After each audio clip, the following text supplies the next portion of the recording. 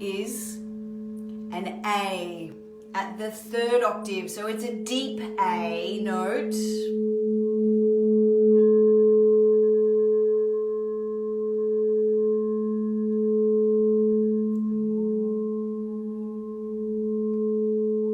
So powerful. You can really feel that.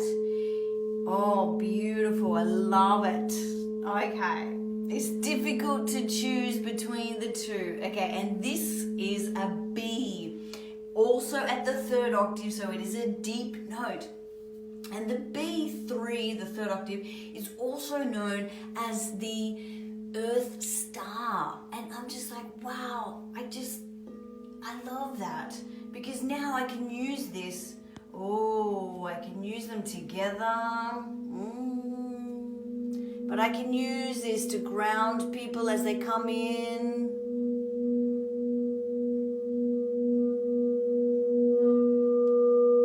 Gorgeous.